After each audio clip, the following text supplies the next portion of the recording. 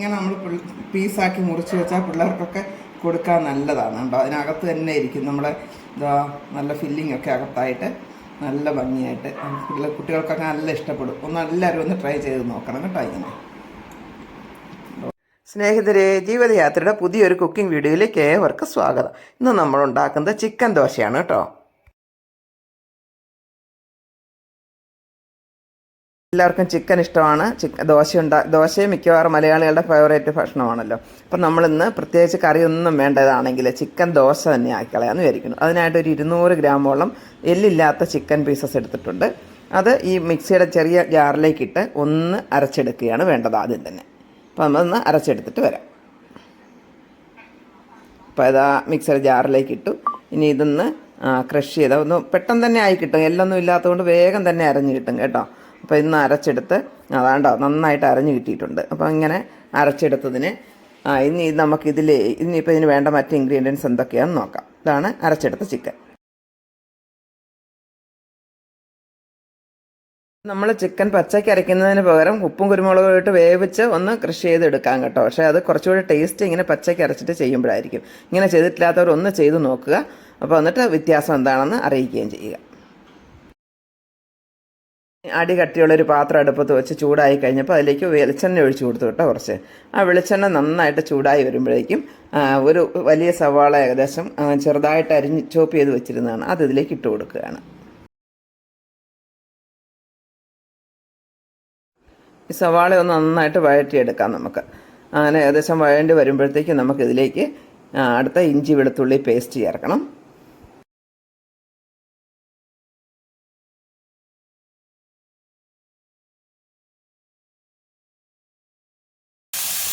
ഇഞ്ചി വെളുത്തുള്ളി പേസ്റ്റ് ഇട്ട് കൊടുക്കാം. അതിൻ്റെ പച്ചമണം പോകും വരെ ഒന്ന് നന്നായിട്ടൊന്ന് ഇളക്കി യോജിപ്പിക്കണം. നന്നായിട്ടൊന്ന് വഴറ്റി കൊടുക്കാം.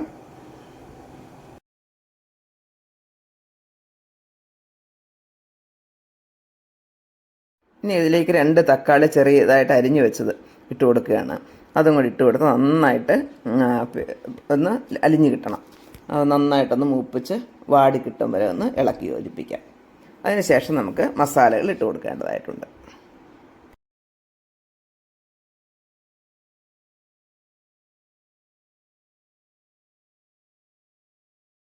ഒരു 3/4 സ്പൂൺ ഉപ്പും കൂടി ഇട്ട് കൊടുക്കുകയാണ്. പിന്നീട് നമുക്ക് നോക്കിയിട്ട് വേണമെങ്കിൽ ചേർത്താൽ മതി. തീ കുറച്ച് വയ്ക്കണം കേട്ടോ. ഇത്തിരി തീ കൂടിപ്പോയി എനിക്ക്. ഏകദേശം വഴന്നിട്ടുണ്ട്. ഇനി നമുക്ക് ആവശ്യമായ മസാലകൾ ചേർത്ത് കൊടുക്കാം. 1/4 ടീസ്പൂണോളം മഞ്ഞൾപ്പൊടി ചേർത്തു. ഇനി 1 സ്പൂണ് അതൊന്ന് ഇളക്കി യോജിപ്പിച്ചതിന് ശേഷം 1 ടേബിൾ സ്പൂണിനടുത്ത് കാശ്മീരി മുളക് പൊടിയാണ് ചേർക്കുന്നത്. ഇതോടൊപ്പം തന്നെ 1 ടേബിൾ സ്പൂണോളം മല്ലിപ്പൊടിയും കൂടെ ചേർത്ത് കൊടുക്കുകയാണ്. എന്നിട്ട് ഇതൊന്ന് ഇളക്കി യോജിപ്പിക്കാം. നന്നായിട്ടൊന്ന് ഇളക്കി കൊടുത്ത് അതിൻ്റെ പച്ചമണമൊക്കെ പോകുന്നിടം വരെ ഒന്ന് ഇളക്കാം. കുറച്ച് സമയം മതി. ഇനി ഇതിലേക്ക് 1/2 ടീസ്പൂൺ കുരുമുളക് പൊടി, 1/2 ടീസ്പൂൺ ജീരകം വറുത്ത് പൊടിച്ചതും കൂടെ ചേർത്ത് കൊടുക്കാം. കുറച്ച് അത്രയും മതി, 1/2 ടീസ്പൂണോളം മതി. അത് നന്നായിട്ടൊന്ന് ഇളക്കി കൊടുക്കാം. ഇനി ഇത് 1 ടീസ്പൂണിനടുത്ത് ഗരം മസാല പൊടിച്ച കൂടെ കേട്ടോ. അതും കൂടെ ചേർത്ത് നന്നായിട്ടൊന്ന് മിക്സ് ചെയ്ത് കൊടുക്കണം.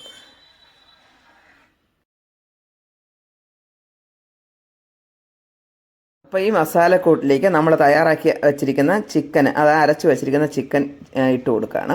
അത് നന്നായിട്ടൊന്ന് ഇളക്കി യോജിപ്പിക്കുക. ചിക്കൻ ഇതുവരെയും വെന്തിട്ടില്ല, പച്ച ചിക്കനാണ്. അതുകൊണ്ട് തന്നെ കുറച്ച് സമയം ഇളക്കി കൊടുത്തിട്ട് നമുക്ക് കുറച്ച് വെള്ളം കൂടി ഒഴിച്ച് കൊടുക്കേണ്ടതുണ്ട്. ഒരു 4-5 മിനിറ്റ് സമയം കൊണ്ട് തന്നെ പാകമായി കിട്ടും കേട്ടോ. അരച്ച ചിക്കൻ ആയതുകൊണ്ട് കൂടുതൽ സമയമൊന്നും വേണ്ടി വരില്ല, 5-6 മിനിറ്റ് മതി.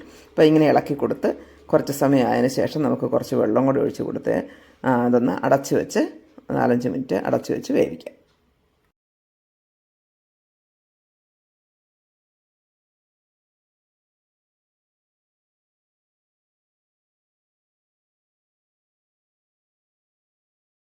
ഇപ്പോൾ ഈ കട്ടയായിട്ട് കിടക്കുന്ന ചിക്കനൊക്കെ ഒന്ന് ഉടച്ചു കൊടുക്കണം കേട്ടോ. അരച്ചതുകൊണ്ട് തന്നെ ഇങ്ങനെ നല്ലതായിട്ട് കട്ടയായിട്ടായിരിക്കുന്നത്. അതെല്ലാം ഒന്ന് സെപ്പറേറ്റ് ആക്കി കൊടുക്കുക പരമാവധി പറ്റുന്ന അത്രയും മാക്സിമം.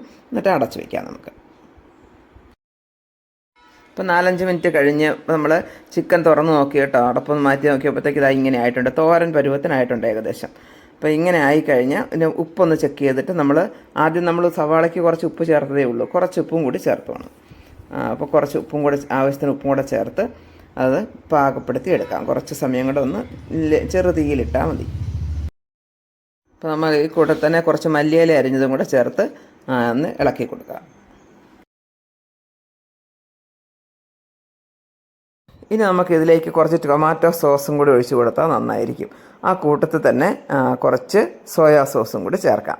അത് ഓപ്ഷനിലാണ് കേട്ടോ, അതിൻ്റെ ടേസ്റ്റ് ഇഷ്ടമല്ലാത്തവർ ചേർക്കണ്ട. ഈ ടൊമാറ്റോയുടെ ഒരു ചെറിയ ഒരു മധുരവും പുളിയൊക്കെ കൂടെ കിട്ടുമ്പോൾ നല്ലതായിരിക്കും കഴിക്കാൻ. അപ്പോൾ അതുകൂടെ ചേർത്ത് കൊടുത്ത് നന്നായിട്ടൊന്ന് ഇളക്കി യോജിപ്പിക്കുക.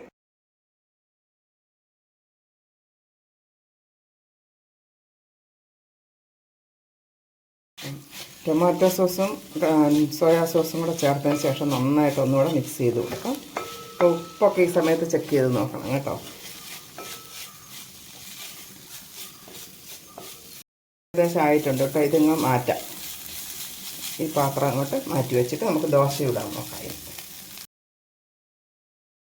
ഈ സമയത്ത് നമ്മൾ ഒരു ബൗളെടുത്ത് അതിലേക്ക് ഒരു മുട്ട പൊട്ടിച്ചൊഴിച്ചു, കുറച്ച് ഉപ്പും കുറച്ച് കുരുമുളക് പൊടിയും കൂടെ ചേർത്ത് നന്നായിട്ട് ബീറ്റ് ചെയ്തെടുക്കണം.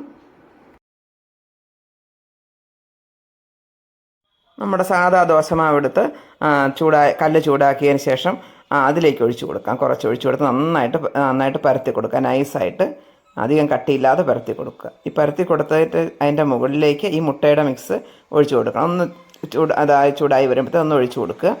എന്നിട്ട് ഉടനെ തന്നെ നമുക്ക് ഈ തയ്യാറാക്കി വെച്ചിരിക്കുന്ന ചിക്കൻ ഫില്ലിംഗ് കൂടി ഇതിൻ്റെ പുറത്തേക്ക് നിരത്തി കൊടുക്കണം. എന്നുവെച്ചാൽ ഈ മുട്ട കൂടെ തന്നെ മുട്ട വേവുന്നതിന് മുമ്പ് തന്നെ ചെയ്താലേ അത് ഇതിന്ന് ഇളകി പോകാതിരിക്കുകയുള്ളൂ. അതുകൊണ്ട് ഉടനെ തന്നെ ചെയ്യണം. അങ്ങനെ പെട്ടെന്ന് തന്നെ ആയതിന് ശേഷം തീ കുറച്ചിടുക. അപ്പോൾ അതൊന്ന് വെന്ത് കിട്ടട്ടെ. അത് കഴിഞ്ഞിട്ട് നമ്മളിതിനെ മടക്കിയെടുക്കുകയാണ് ചെയ്യുന്നത്. എന്നിട്ട് ഒന്നുകൂടെ തിരിച്ച് കൊടുത്താൽ മതി 2 സൈഡും. ഇനി വെന്തില്ലാൻ സംശയമുള്ളവർക്ക് വേണമെങ്കിൽ മറിച്ചിട്ടും ചെയ്യാം കേട്ടോ, വീണ് പോകില്ല. മുട്ടയുടേത് വച്ചിരിക്കുന്നതുകൊണ്ട് ഞാനിപ്പോൾ ഇടുന്നില്ല, അല്ലാതെയാണ് ചെയ്യുന്നത്. നമുക്കതൊന്ന് ഇങ്ങനെ പകുതിയാക്കി മടക്കി വെക്കാം. നല്ല മൊരിഞ്ഞ് കിട്ടും. നന്നായിട്ട് മൊരിഞ്ഞ് വന്നിട്ടുണ്ട്. തീ അഡ്ജസ്റ്റ് ചെയ്ത് കൊടുത്താൽ മതി. അപ്പം മറിച്ചിടേണ്ട കാര്യമില്ല. ഇത് നോക്കിയേ, 2 സൈഡ് നന്നായി മൊരിഞ്ഞ് കിട്ടിയിട്ടുണ്ട് കേട്ടോ. നമുക്കിതിന് ഇനി സെർവിങ് ബൗളിലേക്ക് മാറ്റാം, ഒരു പാത്രത്തിലേക്ക് എടുത്ത് മാറ്റാം. ബാക്കി ഇതേപോലെ തന്നെ എല്ലാം ചുട്ടെടുക്കാം.